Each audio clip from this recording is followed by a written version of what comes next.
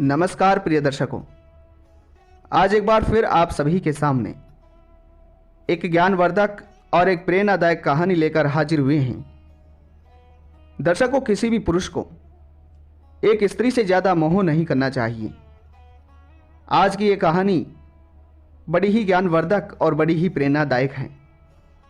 इस कहानी से आप लोगों को यह सीखने को मिलेगा कि आखिर पुरुष को स्त्री से ज़्यादा मोह क्यों नहीं करना चाहिए। दर्शकों, ये कहानी हमारे महान कवि तुलसीदास जी की कहानी है और वाकई में ये कहानी बड़ी ही ज्ञानवर्धक और बड़ी ही प्रेरणादायक है। इसलिए इस कहानी को आप सभी पूरा जरूर सुनें और हो सके तो अपने मित्र बंधुओं तक इस छोटी सी ज्ञानवर्धक और प्रेरणादायक कहानी को शेयर जरूर कर दीजिएगा, ताकि उन्हें भी इस ज्ञानवर्धक और प्रेरणादायक शिक्षाप्रद कहानी का लाभ प्राप्त हो सके। दर्शकों, अगर आप इस चैनल पर पहली बार आए हैं तो चैनल को सब्सक्राइब जरूर कर दीजिएगा, साथ ही वीडियो को लाइक कर दीजिएगा।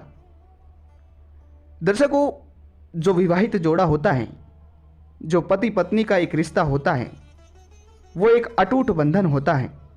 और उसके बीच में प्रेम का होना भी जरूरी होता है। ऐसे में परंतु आज हम आप लोगों को यह शिक्षा देने वाले हैं और ये कहानी सुनाने वाले हैं कि एक पुरुष को स्त्री से ज़्यादा मोह नहीं करना चाहिए, क्योंकि कोई भी कार्य हो, अगर उस कार्य को हम उसकी समय सीमा में होकर करें तो वही अच्छा रहता है। परंतु अगर किसी भी कार्य को हम उसकी समय सीमा से बाहर करते हैं तो वो हमारे लिए घातक होता है और उसका घातक ही परिणाम हमें देखने को मिलता है। तो दर्शकों, ऐसे में आप लोगों को इस कहानी से यह देखने को मिलेगा कि कभी भी किसी भी पुरुष को स्त्री से ज़्यादा मोह नहीं करना चाहिए। अगर हमारी इस वीडियो को कोई भी भाई बंधु या फिर माता बहनें देख रही हैं तो कृपया करें और इस वीडियो को पूरा जरूर देखें, क्योंकि ये जो वीडियो है ये बड़ी ही प्रेरणादायक और बड़ी ही ज्ञानवर्धक है और इससे आप लोगों को बहुत बड़ी प्रेरणाएं भी मिलने वाली हैं।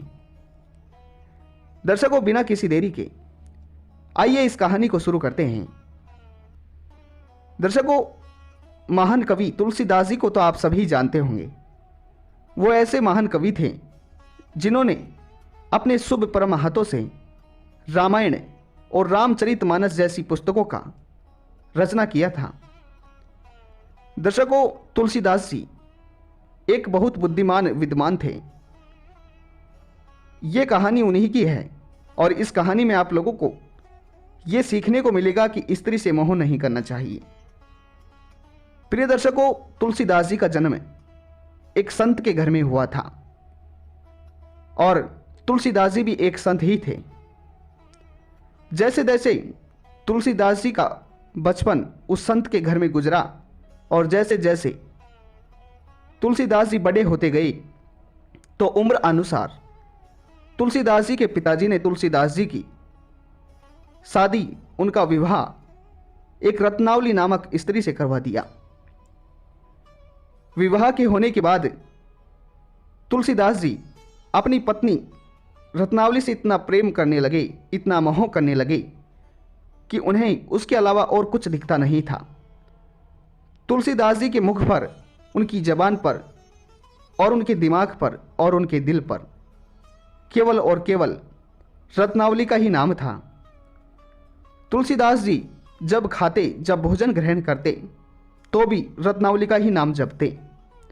और जब तुलसीदास जी योग निद्रा को सोते तो भी वे रत्नावली का ही नाम जपते। प्रिय दर्शकों, ऐसे में जो रत्नावली थी वो तुलसीदास जी की बहुत प्रिय थी और तुलसीदास जी रत्नावली से बहुत प्रेम करते थे, बहुत मोह करते थे। ऐसे में तुलसीदास जी एक संत होने के साथ ही हमारी तरह सामान्य मनुष्य भी थे। प्रिय दर्शकों, तुलसीदास जी अपनी गायों को चराने के लिए जंगल की ओर जाते थे। जैसे ही रोजाना तुलसीदास जी अपनी गायों को जंगल में चराने के लिए जाते तो जंगल में जाकर वो गायों को जब चराते तो वहाँ पर बैठकर भी वे मात्र रत्नावली का नाम जपते और फिर जैसे ही शाम ढलती और शाम ढलते ही अपने घर की ओर लौटते, अपने नगर की ओर लौटते, और जब उन्हें रत्नावली नहीं दिखती, उनके घर का मुख्य द्वार उन्हें बंद दिखता, तो वे बड़े चिंतित हो जाते और ज़ोर ज़ोर से रत्नावली को आवाज़ लगाते। और जब रत्नावली उन्हें दिख जाती तब उनके मन में सांस आती। प्रिय दर्शकों, ऐसे में महान कवि तुलसीदास जी ये सोचते थे कि मैं अपनी पत्नी रत्नावली से जितना प्रेम करता हूँ, जितना मोह करता हूँ, मेरी पत्नी भी मुझसे इतना ही मोह करती है, इतना ही प्रेम करती है। प्रिय दर्शकों, महान तुलसीदास जी के प्रेम में कोई संख्या नहीं थी और कोई समय सीमा नहीं थी। वे अपने आप से ज़्यादा उनकी पत्नी रत्नावली की चिंता किया करते थे। दर्शकों, ऐसे ही समय बीतता रहा। फिर एक दिन की बात है, तीज का त्यौहार आया, और जैसे ही तीज का त्यौहार आया तो तीज के त्यौहार से एक दिन पहले रत्नावली अपने पति तुलसीदास जी से कहती हैं कि पिया जी सुनो, तीज का त्यौहार निकट आ चुका है और सब भाई अपनी बहनों को लेने के लिए अपने अपने घर आए हैं और अपनी बहनों को लेकर जा रहे हैं, और हमारे नगर की सभी स्त्रियां अपने अपने घर, अपने भाई, अपने पिता और अपनी माता के पास जा रहे हैं। ऐसे में तीज का त्यौहार निकट है और मुझे भी अपना भाई लेने के लिए यहाँ आ रहा है। अगर आपकी इच्छा हो तो मैं भी अपने घर हो आऊँ, अपने नगर जाऊँ। प्रिय दर्शकों, फिर जैसे ही रत्नावली कहती है कि आपकी इच्छा हो तो मैं अपने नगर जाऊं,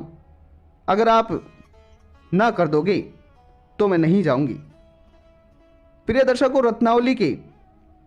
कई बार बोलने के बाद तुलसीदास जी रत्नावली से कहते हैं कि प्रिय, अगर ऐसी बात है तो तुम अब अपने घर जा सकती हो, परंतु तुम्हें पता है कि मैं तुम्हारे बिन रह नहीं सकता हूं, क्योंकि अगर तुम मुझे एक क्षण भी नहीं दिखोगी तो मैं चिंतित हो जाता हूं। ऐसे में मैं तुम्हारे बिन 2-4 दिन कैसे रह पाऊंगा। प्रिय दर्शकों, उसके बाद में तुलसीदास जी रत्नावली को अपने घर जाने के लिए हाँ कर देते हैं और अनुमति दे देते हैं। फिर उसके बाद में तुलसीदास जी से रत्नावली अनुमति लेकर अपने घर की ओर अपने भाई के साथ चली जाती हैं। और फिर उस दिन तो कट जाता है, परंतु फिर जैसे ही रत्नावली के जाने के बाद तुलसीदास जी सुबह के समय अपनी गायों को चराने के लिए जंगल की ओर जाते हैं, तो जंगल में जाकर और दिन की तरह रत्नावली का ही नाम जपते रहते हैं और इस तरह सारा दिन कट जाता है। और फिर जैसे ही शाम ढलती आती है और तुलसीदास जी अपने नगर की ओर आते हैं, और नगर की ओर आकर जैसे ही अपने घर की ओर देखते हैं और तुलसीदास जी को अपने घर का जो मुख्य द्वार है वो बंद दिखता है, तो तुलसीदास जी की धड़कन तेज हो जाती हैं और वो पूरी तरह घबरा जाते हैं, चिंतित होने लगते हैं और रत्नावली का विलाप करने लगते हैं। सोचते हैं कि मेरी रत्नावली आखिर गई तो गई ही कहाँ। प्रिय दर्शकों, उसके बाद में तुलसीदास जी को याद आता है कि मेरी रत्नावली अपने घर गई हैं, अपने पियर गई हैं। उसके बाद में जैसे तैसे तुलसीदास जी अपने आप को संभाल लेते हैं और अपने घर का मुख्य द्वार खोलते हैं। मुख्य द्वार खोलने के बाद जैसे ही अपने घर के अंदर प्रवेश करते हैं तो अपने घर के अंदर जाकर वे देखते हैं कि एक खटिया पड़ी होती है और जो घर था वो घर बिल्कुल सुनसान हो चुका था केवल एक दिन में, और घर तुलसीदास जी को खाने के लिए आ रहा था। ऐसे में तुलसीदास जी जैसे ही उस घर के अंदर प्रवेश करते हैं तो कुछ क्षण के लिए घर के अंदर रुकते हैं, परंतु उसी ही समय जोरदार मूसलधार बरसात होने लगती है और बरसात इतनी तेज होती है कि जोर जोर से बिजली गरजने लगती है, बादल आवाज़ करने लगते हैं और बरसात इतनी तेज होती है कि गांवों का, नगर का जो रास्ता था पूरी तरह बंद हो चुका था और पानी मकान के अंदर भरने लगा था। प्रिय दर्शकों, फिर ऐसे में तुलसीदास जी को रत्नावली की बहुत ज़्यादा याद आने लगती है और तुलसीदास जी सोचते हैं कि आखिर न जाने मेरी रत्नावली क्या कर रही होगी, किस हाल में होगी। फिर तुलसीदास जी सोचते हैं कि मुझे अपनी धर्मपत्नी रत्नावली को एक बार जाकर संभाल कर आना चाहिए, उसे देख कर आना चाहिए कि कहीं उसे कुछ हुआ तो नहीं है, वो ठीक ठाक तो है। और जैसे ही मैं अपनी रत्नावली को उसके पीहर में देख कर आऊँगा तभी मुझे सुकून मिलेगा। प्रिय दर्शकों, उसके बाद में जैसे ही थोड़ी बरसात कम होती है तो तुलसीदास जी अपने घर से रत्नावली के पीहर के लिए, अपने ससुराल के लिए निकल लेते हैं और बरसात की बूंदें धीरे धीरे कम हो जाती हैं। और जैसे जैसे तुलसीदास जी अपने नगर से बाहर निकलते हैं तो जंगल में पहुंचते ही बिल्कुल काली अंधेरी रात हो जाती है और ज़ोर ज़ोर से बिजली कड़कने लगती है। और मूसलधार बरसात की वजह से जो जंगल का रास्ता था पूरी तरह कीचड़ ही कीचड़ हो गया था और पानी भरने लगा था। उसके बाद जैसे ही तुलसीदास जी आगे बढ़ते हैं तो आगे बढ़ते ही उनके सामने एक गहरी नदी आ जाती है और गहरी नदी का बहाव इतना था कि अगर उसके अंदर कोई भी मनुष्य पैर रख दे तो उसे वो नदी कुछ ही क्षण में बहा ले जाएगी। प्रिय दर्शकों, उसके बाद में तुलसीदास जी उस नदी के किनारे खड़े होकर सोचने लगते हैं कि अब आखिर मैं करूं तो क्या करूं, आखिर मैं अपनी रत्नावली से कैसे मिल पाऊंगा। प्रिय दर्शकों, उसके बाद में जैसे ही तुलसीदास जी की नज़र पड़ती है तो उन्हें एक नाव की तरह कुछ ऐसा दिखता है कि जो उनकी तरफ आ रहा होता है। और तुलसीदास जी सोचते हैं कि मुझे पता है जैसे मुझे अपनी रत्नावली के बिना नहीं रहा जा रहा, उसी प्रकार मेरी रत्नावली को भी मेरे बिना नहीं रहा जा रहा, इसलिए रत्नावली ने मेरे लिए एक नाव भेजी है। प्रिय दर्शकों,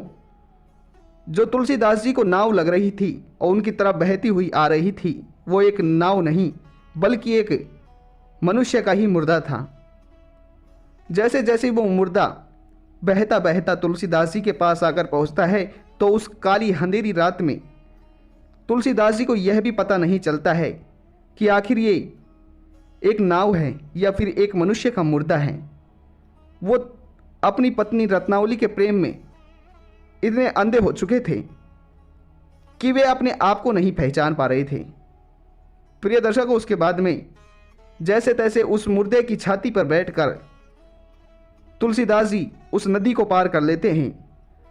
और नदी को पार करने के बाद में वे अपने ससुराल पहुंच जाते हैं, अपनी रत्नावली के पीहर पहुंच जाते हैं। और जैसे ही पीहर पहुंचते हैं तो उनकी हालत इतनी ख़राब हो जाती है कि पूरी तरह कीचड़ में संध जाते हैं, पूरी ही तरह गंदे हो जाते हैं और पानी में भीग जाते हैं। प्रिय दर्शकों, उसके बाद में जैसे ही वे अपने रत्नावली के पीहर घर पहुंचता हैं तो वहाँ पर जाकर देखते हैं कि उन्हें उनके गेट बंद मिलते हैं, उनके घर का मुख्य द्वार बंद मिलता है। और ये देखकर तुलसीदास जी फिर से दुखी हो जाते हैं कि अब मेरे ससुराल वालों ने अपने घर का मुख्य द्वार बंद कर रखा है और मेरी रत्नावली अंदर सो रही होगी। आखिर मैं अब मेरी रत्नावली से मिलूँ तो कैसे मिलूँ। प्रिय दर्शकों, उसके बाद में तुलसीदास जी अपने ससुराल वालों के घर चारों ओर घूमने लगता है, दरवाजे और खिड़कियों में झांकने लगता है, परंतु उसे कुछ नहीं दिखता है। उसके बाद में जैसे ही तुलसीदास जी घर के पीछे जाते हैं तो पीछे जाकर देखते हैं कि एक खिड़की खुली हुई थी और उस खिड़की के अंदर जैसे ही जाकर झांकते हैं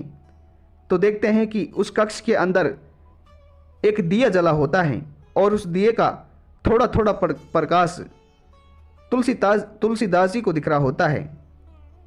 ये देखकर तुलसीदास जी सोचते हैं कि मैं तो अपनी पत्नी रत्नावली से इतना प्रेम करता हूँ कि उसके लिए उसके पीहर तक आधी रात को आ पहुँचा हूँ, परंतु मुझे आज पता चला है कि मेरी पत्नी रत्नावली भी मुझसे उतना ही प्रेम करती है, इसलिए उसे नींद नहीं आ रही है और एक दिया जलाकर प्रकाश में बैठी हुई है। प्रिय दर्शकों, उसके बाद में तुलसीदास जी सोचते हैं कि अब मैं घर के अंदर आखिर जाऊं तो कैसे जाऊं, और जब तक मैं अपनी पत्नी रत्नावली से नहीं मिलूंगा तब तक मैं यहाँ से लौट कर नहीं जाऊंगा। प्रिय दर्शकों, उसके बाद में तुलसीदास जी ये संकल्प बना लेते हैं कि अगर मैं अपनी पत्नी से मिलकर नहीं जाऊंगा तो मेरा जाना ही बेकार है। प्रिय दर्शकों, फिर जैसे ही तुलसीदास जी अपनी पत्नी रत्नावली के पीहर अपने ससुराल के घर के चारों ओर चक्कर लगाने लगते हैं, तो जैसे ही घर के पीछे जाते हैं और पीछे जाकर देखते हैं कि उन्हें घर की छत से एक रस्सी लटकी हुई दिखती है, और जैसे ही रस्सी लटकी हुई दिखती है तो तुलसीदास जी उस रस्सी की मदद से अपने ससुराल वालों के घर की छत पर चढ़ जाते हैं, और फिर छत पर चढ़कर वो उस घर के अंदर प्रवेश कर जाते हैं। और घर के अंदर प्रवेश करते ही वे अपनी रत्नावली के पास पहुंच जाते हैं, और रत्नावली के पास जैसे ही जाते हैं तो रत्नावली उन्हें देखकर पहले तो प्रश्न होती है, परंतु उसके बाद में रत्नावली तुलसीदास जी की उस हालत को देखकर उनकी ओर क्रोधित भी हो जाती है और उनसे कहती हैं कि आप मूर्ख हो, आपको इतना पता नहीं कि इतनी मूसलधार बरसात हो रही है, और इस मध्य बरसात के बीच आप मुझसे मिलने के लिए इतनी दूर आए हैं। प्रिय दर्शकों, उसके बाद में तुलसीदास जी अपनी पत्नी रत्नावली से कहते हैं कि प्रिय, मैं तुमसे बेइंतहा प्रेम करता हूँ, और इस प्रेम के चलते ही मैं तुमसे इतनी दूर मिलने के लिए आया हूँ, परंतु मुझे पता है कि तुम भी मुझसे उतना ही प्रेम करती हो जितना प्रेम मैं तुमसे करता हूँ, क्योंकि मैं तुमसे प्रेम करता हूँ और इसमें कोई संदेह नहीं है, और प्रेम करता हूँ तो इसीलिए मैं तुम्हारे लिए इतने खतरों को झेल कर आया हूँ, और तुम भी मुझसे प्रेम करती हो, इसलिए तुमने मेरी आने में मदद की है। प्रिय दर्शकों, जैसे ही रत्नावली इन बातों को सुनती है तो रत्नावली अपने पति तुलसीदास जी से कहती है कि ये तुम क्या कह रहे हो, आखिर मैंने तुम्हारी किस तरह मदद की है। प्रिय दर्शकों, फिर तुलसीदास जी कहते हैं कि मैं जैसे ही तुमसे मिलने के लिए घर से चला और रास्ते के बीच पहुंचा तो मेरे बीच में एक नदी आ गई थी, और उस नदी को मैं पार नहीं कर पा रहा था, और तुमने मेरी मदद करने के लिए मुझे यहाँ तक आने के लिए एक नाव भेजी थी, और उस नाव में बैठकर मैं उस नदी को पार कर लिया था, जिसकी वजह से मैं तुम्हारे पास यहाँ घर आ पाया हूँ। प्रिय दर्शकों, जैसे ही तुलसीदास जी ये बात अपनी पत्नी से कहते हैं तो रत्नावली उनसे कहती है कि नहीं, तुम गलत बोल रहे हो, झूठ बोल रहे हो, क्योंकि मैंने तुम्हारे लिए कोई नाव नहीं भेजी थी। मुझे तो ये भी पता नहीं था कि आखिर तुम मुझसे मिलने के लिए यहाँ आ रहे हो, परंतु मैंने ऐसा कुछ नहीं किया। तुम्हारी ये गलत सोच है कि मैंने तुम्हारे लिए नाव भेजी थी। प्रिय दर्शकों, उसके बाद में तुलसीदास जी कहते हैं कि चलो, अगर तुमने नाव नहीं भेजी थी तो तुमने फिर मुझे ऊपर आने के लिए अपनी छत पर रस्सी क्यों लटकाई थी? तुमने इसीलिए रस्सी लटकाई थी कि ताकि मैं ऊपर आ सकूं और तुमसे मिल सकूं और मुझे आने में आसानी हो सके। प्रिय दर्शकों, फिर जैसे ही तुलसीदास जी ये बात रत्नावली से कहते हैं तो रत्नावली फिर से क्रोधित होती हैं, और रत्नावली तुलसीदास जी के साथ अपनी छत पर जाती हैं, और छत पर जाकर देखती हैं कि जिस रस्सी के सहारे तुलसीदास जी चढ़कर छत पर आए थे वो कोई रस्सी नहीं बल्कि एक बहुत विशाल काला सर्प था, और उसकी मदद से उसको पकड़कर तुलसीदास जी रत्नावली के यहाँ तक पहुँचे थे। प्रिय दर्शकों, जैसे ही उस काले सर्प को तुलसीदास जी देखते हैं तो वो पूरी तरह घबरा जाते हैं, चिंतित होने लगते हैं। उसके बाद में रत्नावली अपनी पति की इस मूर्खता को देखकर बहुत ज़्यादा छोटा महसूस करने लगती है, अपने आप में अपमान महसूस करने लगती हैं, और तुलसीदास जी से कहती है कि आपने ये बहुत गलत किया है। अगर आप मुझसे प्रेम करते हो तो आप मुझसे सुबह मिलने आ सकते थे। अगर आप सुबह यहाँ आते तो आपका हर कोई आदर करता, आपका स्वागत करता, परंतु आज आप रात्रि के समय इस तरह चोरों की तरह आए हो, मुझे ये अच्छा नहीं लगा है। प्रिय दर्शकों, उसके बाद में तुलसीदास जी अपनी पत्नी रत्नावली से कहते हैं कि प्रिय, मैं तुमसे बेइंतहा प्रेम करता हूँ और इस प्रेम के चलते ही मैं तुमसे मिलने के लिए आया हूँ, भला इसमें गलत क्या है। प्रिय दर्शकों, उसके बाद में रत्नावली अपने पति तुलसीदास जी को ये एक बात बताती है कि सुनो, जितना प्रेम तुम मुझसे करते हो, जितना मोह तुम मुझसे करते हो, अगर उतना प्रेम और मोह तुम भगवान से करो, ईश्वर से करो, तो तुम्हारा जीवन धन्य हो जाएगा। क्योंकि भगवान की अगर पूजा और उनसे मोह करोगे तो तुम्हें स्वर्ग की प्राप्ति होगी और तुम्हारा जीवन धन्य हो जाएगा। आखिर ऐसा स्त्री का मोह किस काम का जो आपकी रक्षा ना कर सके और आपको मुसीबत में डाल दे। प्रिय दर्शकों, इस तरह रत्नावली जी अपने पति तुलसीदास जी से ये बात कहती है और तुलसीदास जी इस बात को सुनकर अपनी गर्दन नीचे कर लेते हैं और अपना अपमान खड़े खड़े सुनने लगते हैं। उसके बाद में तुलसीदास जी से उनकी पत्नी रत्नावली कहती है कि कभी भी किसी भी पुरुष को एक स्त्री का ज़्यादा मोह नहीं करना चाहिए, क्योंकि जो पुरुष स्त्री का ज़्यादा मोह करता है तो उसे धोखा भी जल्दी मिलता है। क्योंकि हम अगर किसी भी चीज़ की ज़्यादा, हद से ज़्यादा, उसकी समय सीमा से ज़्यादा उसे प्रेम करते हैं या फिर उसकी चाहत रखते हैं तो वह हमारे लिए घातक भी होती है। प्रिय दर्शकों, ऐसे में यह कहानी आप सभी को कैसी लगी कमेंट बॉक्स में ज़रूर बताएं और अगर आप इस चैनल पर पहली बार आए हैं तो चैनल को सब्सक्राइब जरूर कर दीजिएगा, साथ ही वीडियो को लाइक कर दीजिएगा।